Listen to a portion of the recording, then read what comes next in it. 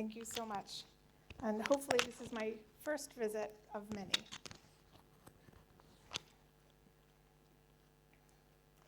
So I want to warn you, I'm from New York, and I talk very fast. So if it's too fast, wave your arms, and I'll try to slow down a little bit. First, I would just like to acknowledge some disclosures for my work.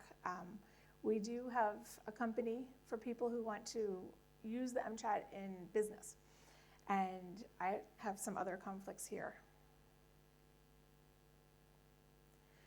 What I would like to do is just touch very briefly on an example of what we look for in toddlers. I'm very curious, how many people here work with children younger than 3 years old? Excellent, excellent. So you know this already. We'll do it very quickly. And then I'll talk to you a little bit about some of the conflicting information we have in the United States around screening, and talk about how we evaluate the utility of screening tools.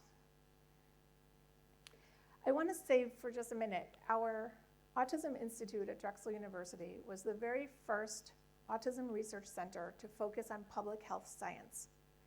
And although we value our colleagues who do biomedical research, our focus is really on public health. And to me, that means 3 things. We're very interested in the population more than individuals. Our work is deeply embedded in the community, so we're not isolated in the laboratory. And the one that makes me the most excited, we're trying to do research that has an impact tomorrow. The usual pipeline from a lab discovery to implementation in the real world to make a difference is 20 years. And the work that we're doing has immediate impact in the community. And so, why early detection? It turns out that in addition to helping parents who are worried and they don't know where to turn, the earlier a child is identified, the earlier you can start autism-specific treatment. And it turns out that the children who start the treatment earlier truly have better outcomes across the lifespan. And just to say a quick word on terminology, I'm trying to learn to adjust my terminology to use both a person with autism and an autistic person.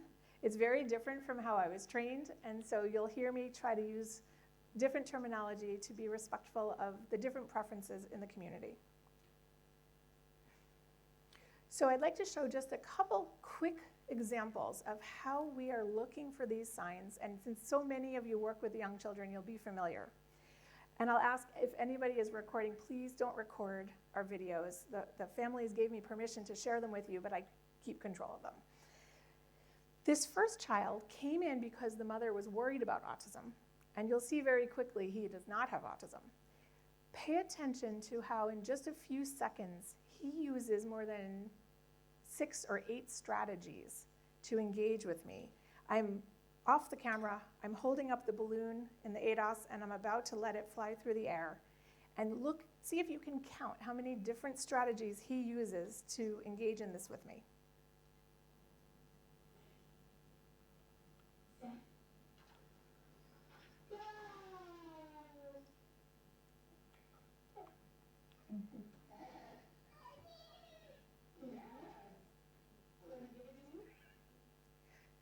So, do you think he stopped and wondered, how can I tell her I like this? How can I get her to play more? He doesn't. He points, he vocalizes, he makes eye contact, he uses a facial expression, and my favorite, his gesture of what happened to the balloon, it went, and he did that all by himself.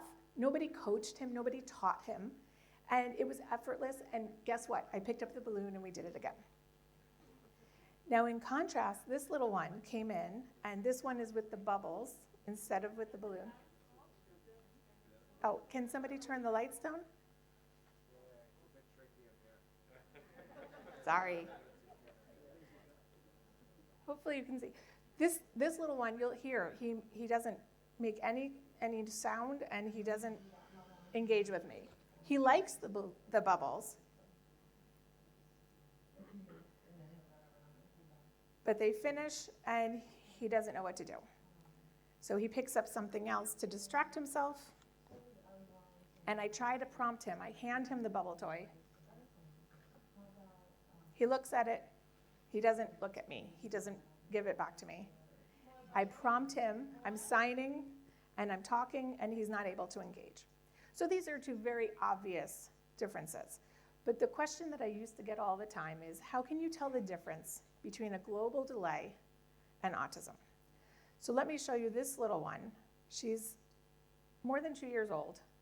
She has very minimal language, but you'll be able to see in a moment if she has autism or not.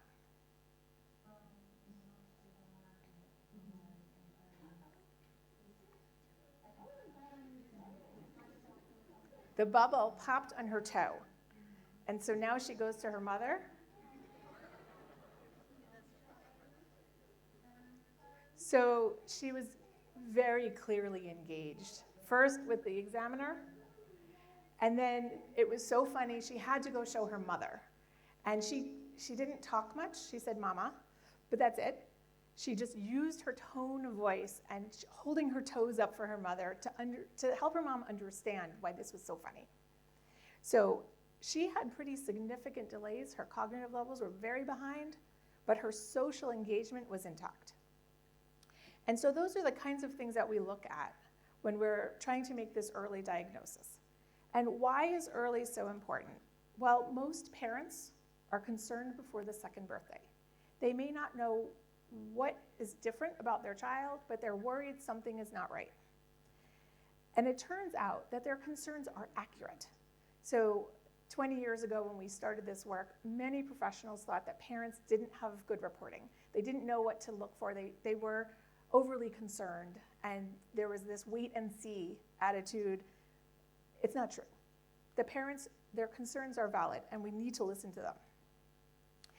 This gap of 2 years on average, sometimes even longer, is painful for the family, but it's also missing this valuable intervention time. You know, their brains are most malleable when they're younger, and if we don't identify the autism until after 4, they've missed this golden intervention time. And in the US, we're especially interested in disparities. Mostly we're looking at Black families, Latinx families, families with lower income. I know here there's work looking at Bedouin families versus Jewish families, and it's really important to understand the social aspects that are contributing to these disparities, because it's probably not biological. So switching gears to how we think about detecting autism in the US, back in 2006, the American Academy of Pediatrics first published their report suggesting that there are 2 critical strategies: surveillance and screening. And their definition of surveillance is that it's this flexible, longitudinal, continuous process. You need an expert, so you need a physician or a nurse, somebody who understands development, to make judgments about the child. Screening, on the other hand, takes a lot of the judgment out of it. The idea of screening is that it's a brief, standardized tool. And I want to bring your attention to 2 important words here: standardized. It's reliable and valid. And we'll talk about what that means more in just a moment. It's administered the same way to everyone. It's scored the same way for everyone. And most importantly, you need to have an algorithm for the next steps. You need to have ideas about what to do if the score is over here or if the score is over there. So standardization is critical for screening. But there's another important word here. It aids the identification. Just a screening tool alone is not sufficient. It needs to be complemented by that expert surveillance. And it's not a diagnosis. You use the screening tool to cast your net and identify a subset of the population that needs a closer look, but it is not the same as a comprehensive diagnostic evaluation. And so back to this concept of validity. I'll go through this quickly because it takes a while to really sink into your brain, but I want to get to the data. The most important properties we look for in a screening tool are sensitivity and specificity. So if you take a group of children and you administer your screening tool and you know their final outcome, You can make this 2x2 matrix so that you can understand who is identified correctly, who's missed, who's misidentified, and who's truly not having the disorder. So sensitivity is the ability to detect your condition when it's truly present. Specificity is the opposite. It's detecting the absence of the condition when it is not present. And if you want to think about other ways to look at the tools, you also need to look at how the tool is performing across all of the children who are positive. And so positive predictive value, again, is looking at your confidence that your positive result is truly your condition. And the same thing, negative predictive value, is looking at your negative results. How confident are you that the child does not have the condition? And there are other ways to go about this that are not quite as simple in rows and columns, things like the likelihood ratio, for example. So the biggest challenge is a screening tool by nature has to be quick, it has to be easy, it has to be low cost, and so you can't have a tool that will be perfect. So you have to balance the false positives and the false negatives and decide where you want to threshold to find as many children as you can. So when we first created the modified checklist for autism in toddlers, our first preliminary study would never be published today, sort of like the genetic study with only 21 twin pairs. But it was our first step, and quickly after that, it was adopted by the American Academy of Pediatrics, the Centers for Disease Control and Prevention, and also some nonprofits like Autism Speaks. And it looks like this. On the left is the original. It went very fast. On the right is the revised, but it's one page, yes, no questions, and here I have for you the Hebrew translation. So I can't read it, but they tell me that it's a good translation. And we study it. Oh, and I want to mention also, we have a structured follow-up, and this part, I think, got lost in the beginning. We were not very smart about how we marketed the tool, how we told people about our research. If you go back to the very first paper, we were doing these structured follow-ups, but it wasn't emphasized. So now we really emphasize. First, you cast your very broad net, then you narrow it. Sorry. Then you narrow it by, I make too many gestures. I know I do. So then you narrow it with these follow-up questions so that you only are referring the children who are probably at the greatest need for that referral. And I want to just show you quickly how we derive the data from one of our large studies. So these are the two citations of the big papers with the original and then the revised MCHAT. We started with, this is from the MCHAT revised, the 2014 paper. We started with 16,000 toddlers. And we found them by asking pediatricians to participate and offer the screening to every eligible toddler. So we didn't want 5-year-olds, we didn't want 1-year-olds, but if they came in for 18 months or 24 months health checks, give them the screener. Mail them to us. They didn't want to score it. They didn't want to interpret it. Mail them to us. We'll score. We'll call the parents, and we'll invite the children at risk. That's this group over here, to answer the extra questions, those structured follow-up questions. If they still show risk, we'll invite them to come for a diagnostic evaluation. We'll also invite some other families who show risk, but not on the MCHAT, because we're trying to find those missed cases. And so along the bottom here, you'll find we have our final classifications of autism and non-autism. But we presume that most of the children who don't come in for the evaluation, they screened negative, are in the non-autism group. And this is an assumption we have to make because no funding agency will give us the money to do diagnostic evaluations on 16,000 toddlers. So it's a weakness, and if anybody has a solution, maybe in a smaller country, somebody will look at all of the kids, we should talk. So in the end, based on all of the available information, we put the children into these 4 boxes, and then we can calculate the sensitivity, understanding that there are probably some missed cases that we have not identified at this young age, but our best estimate is 85%. Our specificity is very, very high because you can see almost all of the children are in that screen negative, not have autism category. Our positive predictive value is not as good as we would like. It means that only about half the time when a child screens positive is it really autism. But I'll tell you more about the rest of those children in just a moment. Our likelihood ratio, which tells us that if a child has autism, they're 114 times more likely to screen positive than a child who does not have autism. There's debate about the threshold, but some people say that a likelihood ratio of 10 is meaningful. And so 114 is far above the threshold, that there's added information from the screening. The positive predictive value, the trick is that very few of the children who screen positive are typically developing. In fact, if you look not only at other delays like a language delay or a global delay, but children who have something atypical, even if it's not a formal disorder, 95% of the children who screen positive are not typically developing. So they're in need of evaluation and intervention, but only half of them are really in need of the autism-specific intervention. We also found, we were asking in the US, it's mostly pediatricians who see these children for health checks. We were asking them, regardless of what the parents report on the MCHAT, you tell us if you think the child has autism, because we wanted to look at that surveillance piece. And it turns out at these young ages, physicians are not identifying most of the children. So the sensitivity of just physician concern was 25%, whereas the sensitivity of the MCHAT was 85%.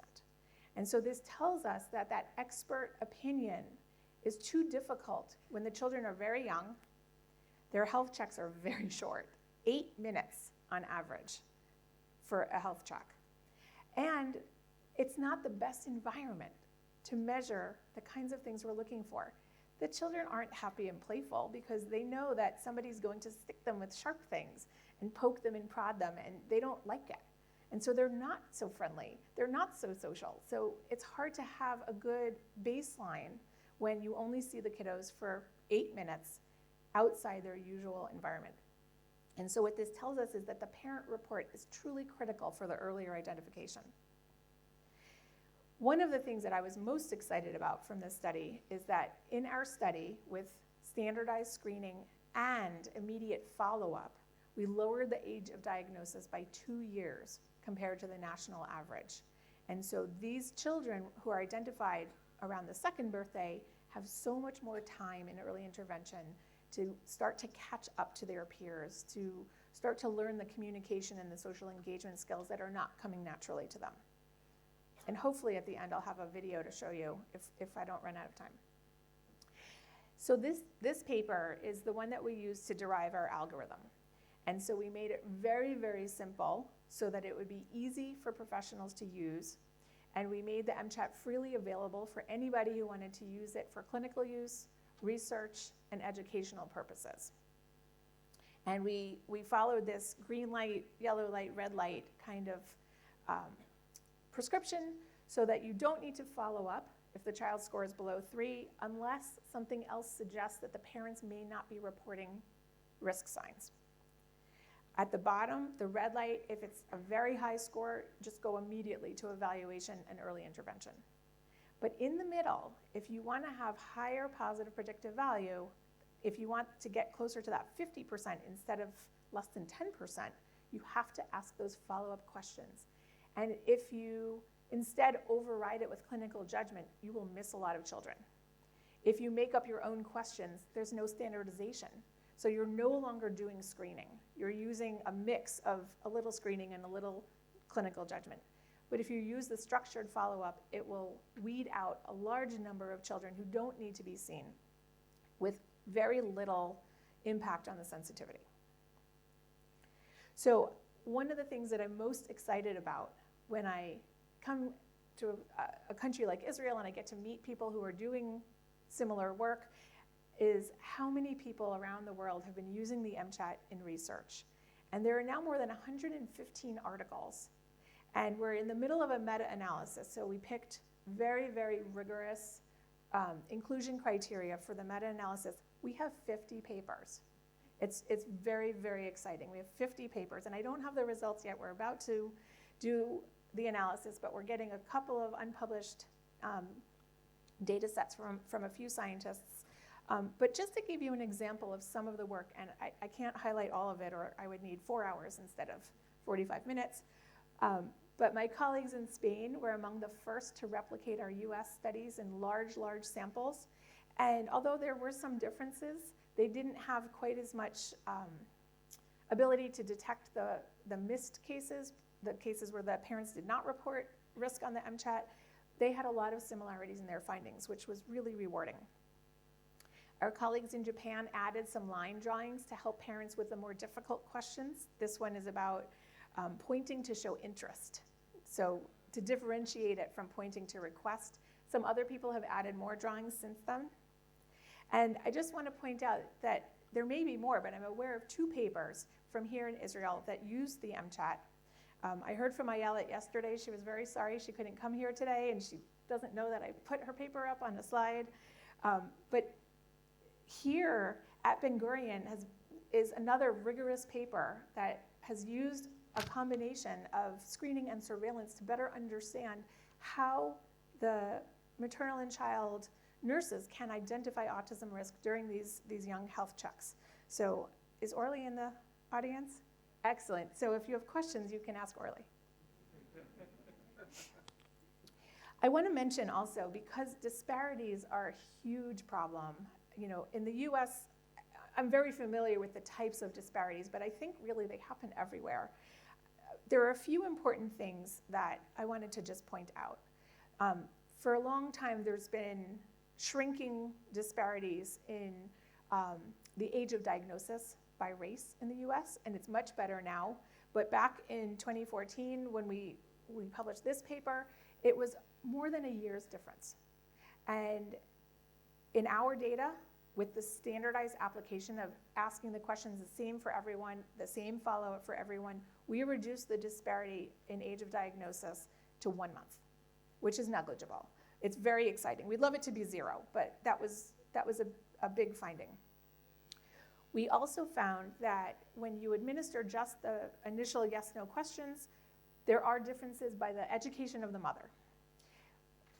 After you ask the follow-up questions, the differences wipe out. So the education of the mother or the race, which they're confounded with one another in the US, you need to spend a little more time doing follow-up questions with a larger group of parents, but then it's the same. Their risk level is the same once you get a little bit more information, some examples of the behaviors. And so that also is very encouraging, that standardized screening really does help reduce those disparities.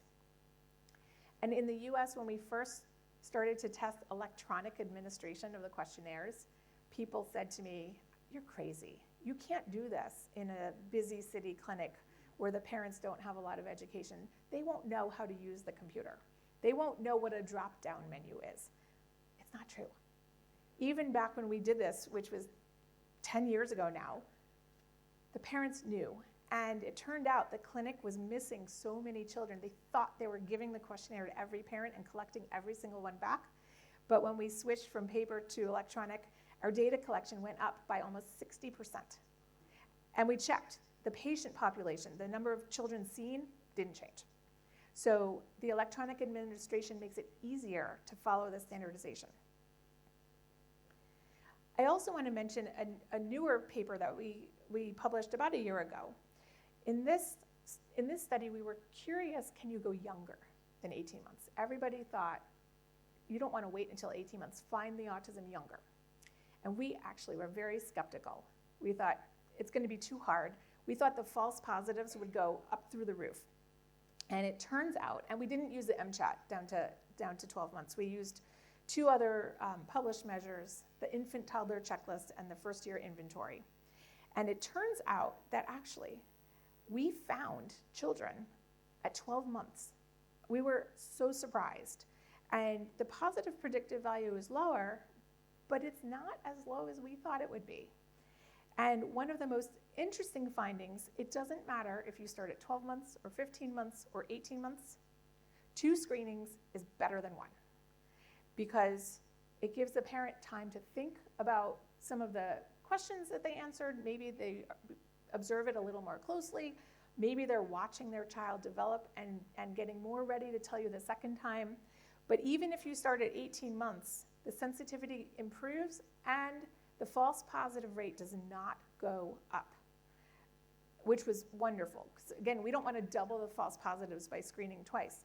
But it turns out you can start early, but no matter when you start, you have to repeat it.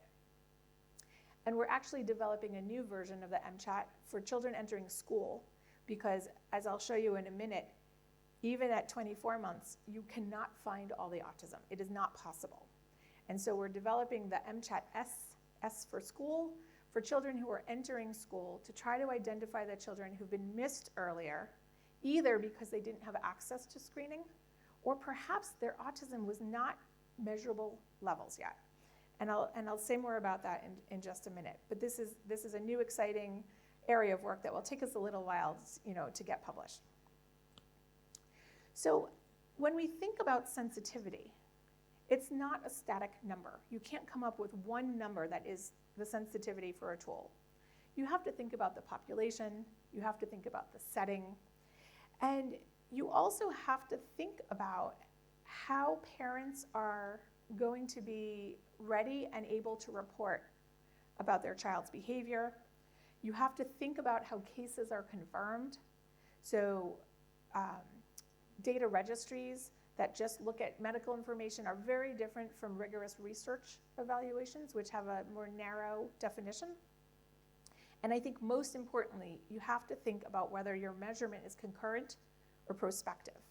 And so I wrote a commentary a couple of years back because the first big medical record studies were coming out and showing that the MCHAT sensitivity is very low. And the problem is nobody looked at the children at 18 months or 24 months. They looked when the children were much older, 4 years old, 8 years old. And you know that many things happen in between. And so what you can tell is who eventually has autism. I think earlier you said sometimes you're 18 or 20 years old before you get a diagnosis. I actually met a gentleman who was about 67, and he asked me, do I have autism? And he really wanted to know, and we did an interview, and he did. And nobody had ever diagnosed him. So you can only measure it when it becomes evident and somebody looks to measure it. And so thinking about the concurrent detection, where as soon as a child screens positive, you see them up close, you do that detailed examination, versus children where you wait 5 years, you'll come up with different sensitivities. And I think you're measuring two different things. And so one of the papers in the US that used a large medical record review pointed out that sensitivity and specificity are influenced by the sample or the cohort in which they're estimated. The way you measure it is part of the equation. And it led me to ask the question. In the US, they decided 70% sensitivity is the threshold. If it's worse than 70%, don't do it. If it's better than 70%, do it. But is it still clinically meaningful if you're not able to identify all of the autism at 12 months or 18 months? And I would argue that it is still meaningful, because those children can start their treatment earlier and have those improved outcomes, but don't do it once and think one and done. Don't assume a negative screen at 18 or 24 months means nobody has to look again. And the CDC, they've been doing the 8-year prevalence studies every 2 years. This year they surprised us with an early report in December, but they've been doing it methodically and systematically on 8-year-olds. But only about 6 or 7 years ago, they started to look at 4-year-olds. And if you look at that first report that compared 4 and 8-year-olds in the same regions, the prevalence from their record review at age 4 is 40% lower. Do we think that by 4, most of the children have clear symptoms? Yes. They're not in the records. Not yet. And so at age 8, there's more time in public school for children to start showing their symptoms more clearly and for it to get into their medical and educational records. So if you go down to age 2 or 18 months, how much lower prevalence should we expect compared to 8-year-olds? And we don't know the answer, but it's lower. And so that got me interested in all of these MCHAT studies around the world, and these are some of the data that we're putting into this meta-analysis, but we haven't done the statistics yet. And I divided them into the concurrent detection, where as soon as a child screened positive, we looked at the child very closely, we or anybody, compared to the prospective detection. And I also wondered if high risk, maybe the data really are different, high risk and low risk. We were not sure. So much work in the US has been done on siblings. We don't know for sure if it generalizes, so maybe the tools perform differently. So we looked at siblings, we looked at low gestational age or low birth weight. We looked at children already referred for some kind of developmental concern, but nobody knew yet if it was autism. Those are the high risk in blue, and the low risk in red. And the open circles are the mixed. Some studies had a combination of low and high risk. And so these are the data if you plot just the sensitivity. So you can see actually that the range among the high risk and the low risk really doesn't differ. But look at this, the community medical records are consistently the lowest sensitivity estimates because they're looking many years later. And we don't know how to disentangle what they looked like at age 2 from what they look like over usually a span of years, 4 to 10 or 4 to 8 years old. So we know that it's lower, but we don't know how much of it is that the children really weren't measurable at the time of the toddler screening. And so I'm very curious to see what the statistics look like, but it will be a few more weeks until we have those data.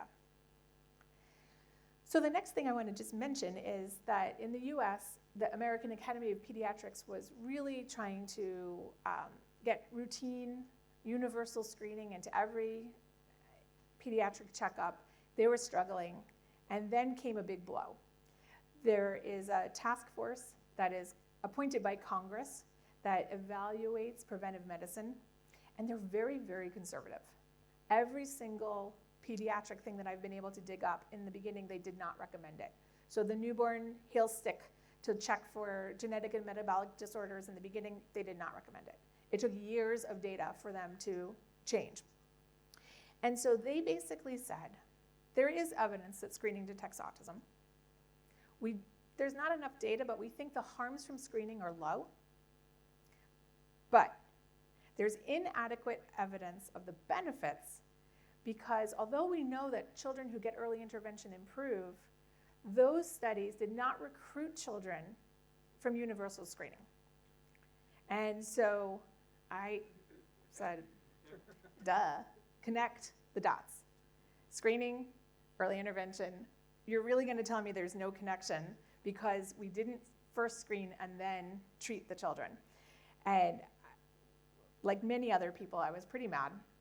And this is the paper that I wrote with my colleagues to say, come on, people, connect the dots. And I gave you an example of 3 of the other commentaries against this. So it'll be very interesting. This task force is now updating their recommendation right now. And it'll be maybe sometime later this year or maybe the beginning of 2023. And I'm hoping that we have results from our study that got funded because I said we need to connect those dots. So this is our Autism Center of Excellence, and I just want to mention my collaborators at the University of Connecticut and the UC Davis Mind Institute. We're working on this project together. And basically, we looked at the data on screening. So in the top is broad developmental screening. In the middle is autism-specific screening over several studies where they surveyed physicians and asked, what do you do routinely? But the alarming thing was when you asked about how they combined surveillance, broad screening, and autism screening specifically, which is what the AAP has recommended now for 15 years, fewer than 20% of the providers were doing the combination of these strategies. And so this is where we see room for much improvement. And the really difficult part is this is just asking them if they're screening. And it turns out that many, many people are using the MCHAT and they're not following the guidelines. And my worry is if you screen incorrectly, it's actually worse than not screening at all. And so from anecdotal evidence mostly, we developed a little survey for inclusion into this study to understand what they were doing.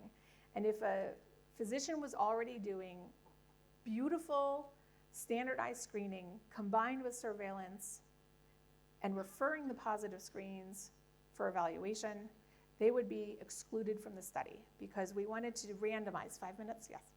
We wanted to randomize the providers to what they usually do or our enhanced integrated screening and surveillance. And you can't randomize them to do less than they're already doing.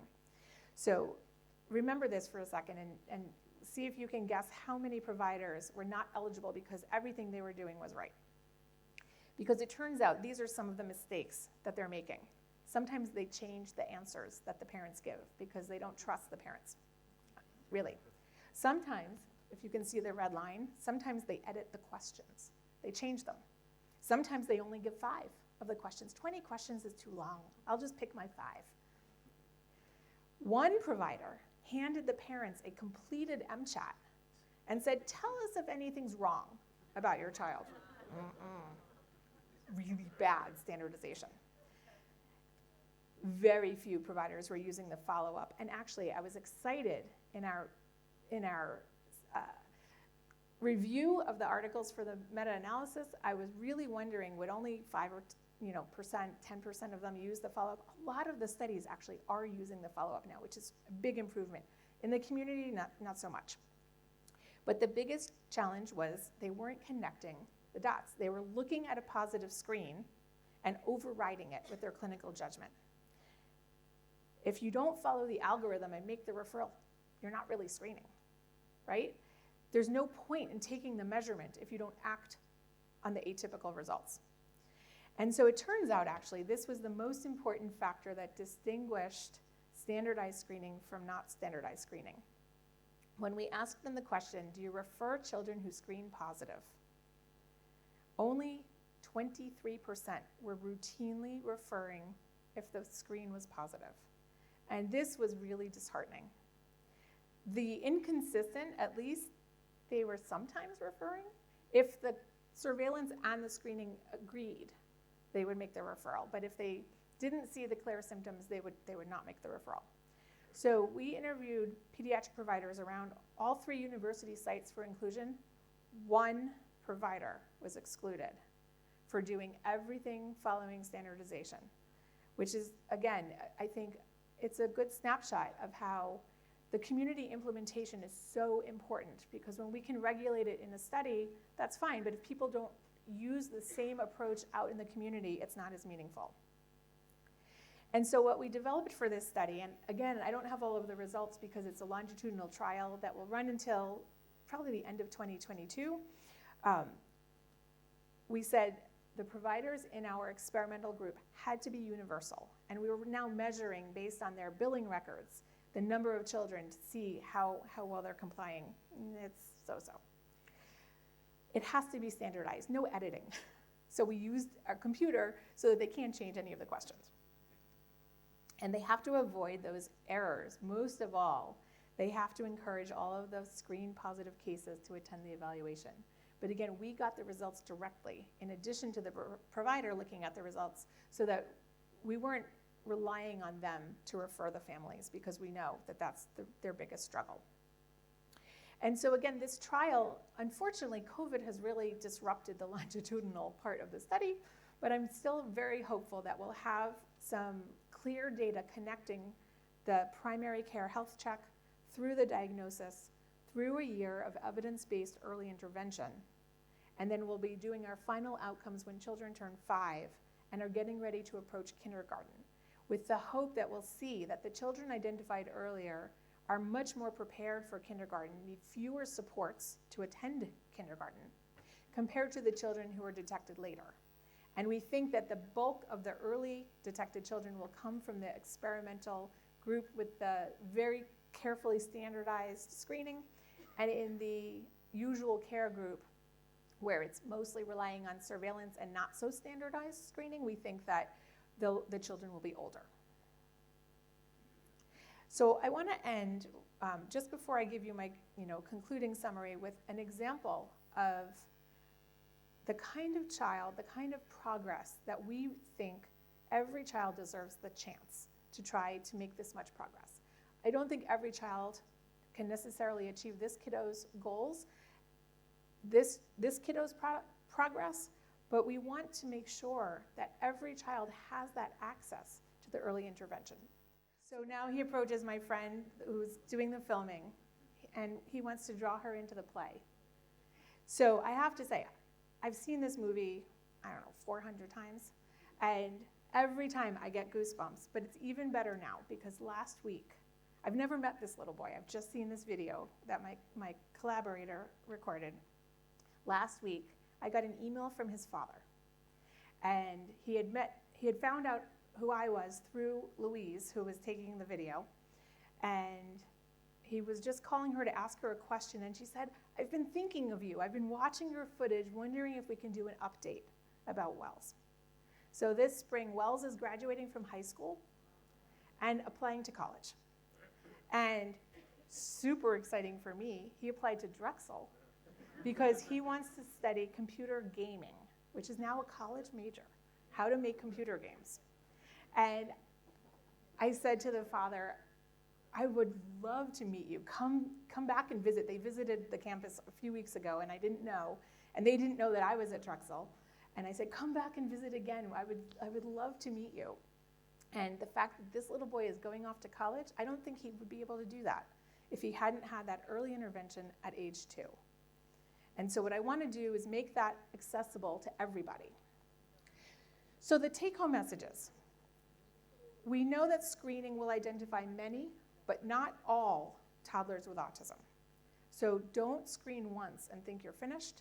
Screen again and again. And it's a terrible fight. I cannot get the physicians in the US to test screening at 3 or 4. They just won't do it. I've tried 20 different ways and they won't do it. So now we're going to kindergarten to try and test when they're entering kindergarten at least. We know that if you use standardized screening in conjunction with that expert surveillance, you can decrease the age of diagnosis by 2 years, which is really substantial. You can reduce the disparities based on income or race or ethnicity. And even though you'll identify children who don't have autism, most of the children at risk will need some kind of intervention.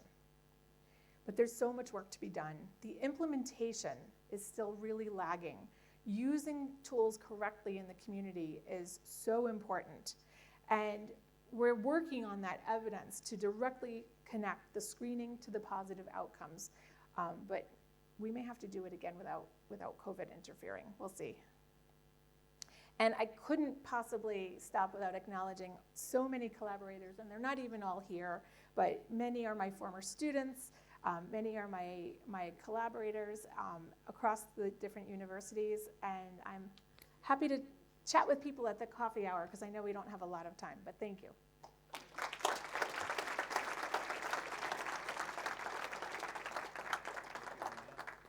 Thank you, Diana, for a wonderful talk. We have some time for a couple of questions, 1 or 2. Yes. Thank you for a fascinating talk. Could you please elaborate a little bit about the M-CHIP-S you mentioned? So it's still in the early stages of development. We are following, very clear guidelines. When we wrote the MCHAT, there was almost no guidance on how to develop a screening tool. And things are much better now. There's very clear guidelines. And so we started with a review of all of the available tools, most of them used clinically, not in schools. And we looked at hundreds of potential items. We wrote our own items. We went through 2 rounds of a Delphi poll with experts to try to approach consensus on which are the most important items for around, we're saying age 4 to 8, but our target is really 5 or 6 years old, with a little bit of wiggle room on both sides. And so we narrowed the pool of items down. We're now conducting stakeholder interviews. So we're doing very detailed discussions with parents and educators. So they look at every item and they rephrase it in their own words so that we can understand their comprehension. We ask them to think of a child. So if it's a parent, think of your own child. If it's a teacher, pick one child that you've worked with. Think of how you would answer it and why. And we ask them also, are we missing any important questions? And so that's going to take us into the summer to complete all of these interviews. And then we'll have a tool that we want to pilot. And we're actually creating 2 versions. One version is for minimally verbal children. Probably they've been identified as having global delay or intellectual disability. But again, the intervention can be tailored if we know that it's intellectual disability plus autism. Whereas if they don't have autism, they need different intervention.